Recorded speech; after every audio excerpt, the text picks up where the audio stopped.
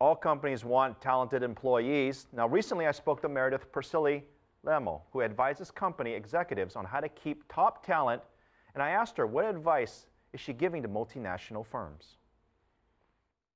I think it's important that they realize that their people are still their best assets, and their best people are definitely their most important assets. And so despite the fact that right now the job market is quite good for employers, they need to now work on recruitment and retention of those key people so that when the economy continues to recover, they will be able to retain that real talent that gives them the competitive advantage.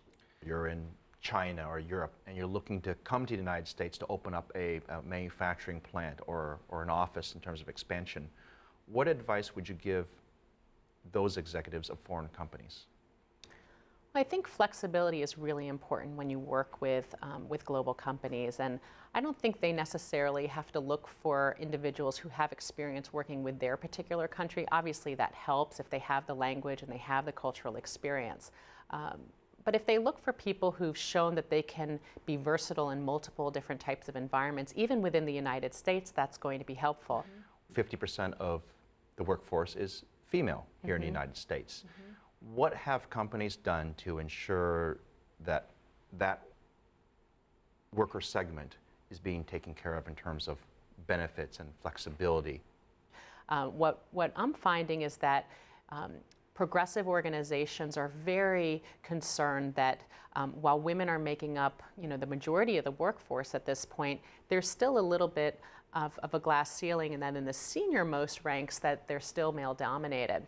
And so organizations are really working on that middle level to figure out how can we access those women and retain those women and continue moving them up in the organization, recognizing that women are so critical to their strategy. Women are still the main consumers of our products.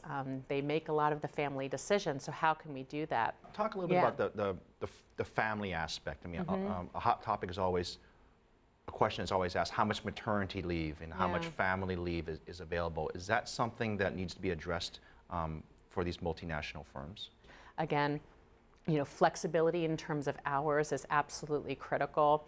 Telecommuting, teleworking is also very important, particularly in urban areas where men and women are losing so much time to long commutes.